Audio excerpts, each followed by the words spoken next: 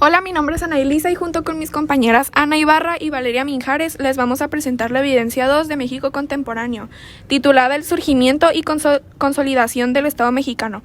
Le daré la voz a mi amiga Ana para que les dé un poco de contexto de nuestra exposición. El surgimiento y consolidación del Estado mexicano es un tema muy importante y tiene varios puntos claves.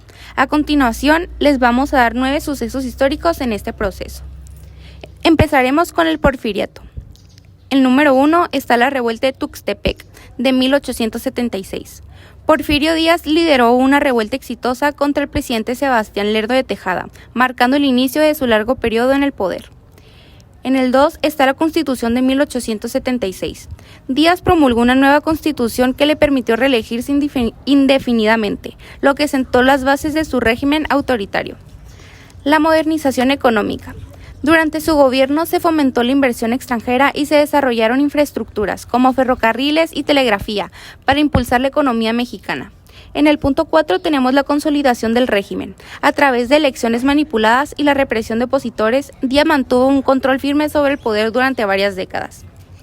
La ley de desmortización, en 1883. Esta ley permitió la venta de tierras comunales y ejidales a particulares, lo que condujo a la concentración de la tierra en manos de unos pocos y la pérdida de tierras para las comunidades indígenas y campesinas. La investigación extranjera y la explotación laboral. La inversión extranjera, especialmente de Estados Unidos, se incrementó, por esto también llevó a la explotación laboral y desigualdades sociales. La rebelión de los hermanos Flores Magón, de 1906 a 1910. Los hermanos Flores Magón lideraron un movimiento de oposición al porfiriato, demandando reformas sociales y políticas. El Plan de San Luis de 1910 fue que Francisco Madero lanzó este plan, llamado a la insurrección contra Porfirio Díaz, lo que dio inicio a la Revolución Mexicana y marcó el fin del porfiriato. Por último, tenemos la caída de Porfirio Díaz en 1911. Renunció Díaz a la presidencia y quedó como presidente provisional el licenciado Francisco León de la Barra. Estos fueron algunos sucesos importantes del porfiriato. A continuación, les pasaré a mi compañera Valeria para que les explique los sucesos de la Revolución Mexicana. Ahora les diré algunos sucesos importantes sobre la Revolución Mexicana. El Plan de San Luis, 1910. Francisco Madero lanzó este plan llamando a la insurrección contra el régimen de Porfirio Díaz, lo que marcó el inicio de la Revolución Mexicana. La Decena Trágica, 1913. Un golpe militar liderado por Victoriano Huerta derrocó al presidente Madero, lo que llevó a su asesinato y desató una lucha por el poder en el país. La Convención de Aguascalientes, 1914. Representantes de diferentes facciones revolucionarias se reunieron en Aguascalientes en un intento de unificar a los rebeldes y encontrar una solución pacífica, pero la conferencia terminó en desacuerdo y división. El Plan de Ayala, 1912. Emiliano Zapata proclamó este plan que exigía la devolución de tierras a los campesinos y la reforma agraria, convirtiéndose en un símbolo de la lucha agraria en la revolución. La Constitución de 1917. La nueva Constitución de México, promulgada durante la Revolución, estableció importantes reformas, incluyendo derechos laborales, reforma agraria y la regulación de la propiedad de la tierra. La presidencia de Venustiano Carranza, 1917-1920. Carranza asumió la presidencia tras la caída de Huerta y promovió reformas políticas y sociales, aunque enfrentó la oposición de otros líderes revolucionarios. La lucha de Francisco Villa en el norte de México. Pancho Villa fue un líder carismático en el norte de México y dirigió una serie de ataques contra el gobierno y los intereses estadounidenses. El asesinato de Emiliano Zapata y Pancho Villa, 1919 y 1923. La muerte de Zapata en 1919 y Villa en 1923 marcó el declive del movimiento zapatista y la disminución de la violencia revolucionaria. Mejora de la situación laboral de los trabajadores.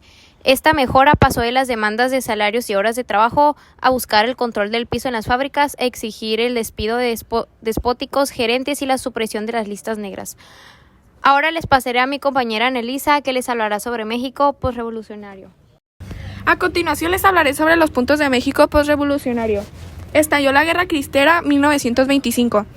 Esta guerra fue un conflicto entre el gobierno mexicano y grupos católicos que se oponían a las leyes anticlericales y la persecución religiosa. La creación del Partido Nacional Revolucionario. PNR. En 1929, el PNR, más tarde conocido como el PRI, se formó para unificar a las facciones revolucionarias y ejercer un control político prolongado en México. La nacionalización del petróleo, 1938. El presidente Lázaro Cárdenas nacionalizó la industria petrolera, poniendo el fin control extranjero y establecido Pemex, la empresa petrolera estatal de México. La reforma agraria, 1930 y 1940. Durante el gobierno de Cárdenas se llevaron a cabo extensas reformas agrarias que incluyeron la distribución de tierras campesinos y comunidades indígenas. El surgimiento del movimiento estudiantil, 1968. La matanza de estudiantes en la Plaza de las Tres Culturas en Tlatelolco en 1968 marcó un punto de inflexión en la resistencia estudiantil y la lucha por los derechos civiles en México. El fraude electoral de 1988. Las elecciones presidenciales de 1988 estuvieron marcadas por denuncias de fraude, lo que llevó a la formación del movimiento democrático en México y el cuestionamiento del sistema político. El Tratado Libre de Comercio en América del Norte. La firma de TLCAN en 1994 marcó un hito en las relaciones económicas entre México, Estados Unidos y Canadá, con un impacto significativo en la economía mexicana. La alternancia en el poder, año 2000. La elección de Vicente Fox del PAN en 2000 marcó la primera alternancia en la presidencia después de más de 70 años de gobierno del PRI.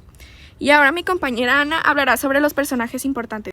Uno de los actores importantes fue Porfirio Díaz, ya que fue un personaje clave en la consolidación del Estado mexicano, aunque su régimen fue autoritario y caracterizado por la represión. Otro personaje fue Emiliano Zapata. Este personaje fue un líder revolucionario que luchó por la reforma agraria y los derechos de los campesinos. Álvaro Obregón y Plutarco Elías Calles desempeñaron un papel importante en la estabilización del gobierno postrevolucionario. Y por último, Lázaro Cárdenas, el cual hizo que su presidencia marcara un momento de reforma y nacionalización de México. A continuación les daremos las posturas críticas de cada periodo. El porfiriato se centra en su autoritarismo, la explotación laboral, la desigualdad social, la corrupción y el impacto a largo plazo de estas políticas en la sociedad mexicana. A pesar de algunos avances en términos de modernización económica, estas críticas destacan los aspectos negativos de este periodo en la historia de México. El legado de autoritarismo, insuficiente mejora en las condiciones de vida y división de la sociedad mexicana. Revolución mexicana. Fracaso en la consecución de sus objetivos originales, violencia y caos prolongados, manipulación de la revolución por líderes políticos. En México postrevolucionario, hubo corrupción y autoritarismo persistente, desigualdad social y económica, violencia y crimen organizado, falta de movilidad social y oportunidades, dependencia económica y vulnerabilidad a crisis económicas internacionales, desafíos ambientales y sostenibilidad, inseguridad y derechos humanos. Por último, le pasaré el celular a mi compañera Valeria para que nos diga nuestra conclusión. Nuestra conclusión fue que el surgimiento y consolidación del Estado mexicano es un proceso complejo marcado por una serie de eventos y actores clave. Si bien se lograron avances significativos en términos de derechos sociales y económicos, persistieron problemas como la corrupción y la desigualdad. El proceso histórico de México refleja la lucha constante entre las aspiraciones democráticas y la concentración del poder en manos de un grupo reducido. El país ha experimentado avances y retrocesos en su camino hacia un Estado más equitativo y democrático, y el debate sobre su evolución continúa en la sociedad mexicana.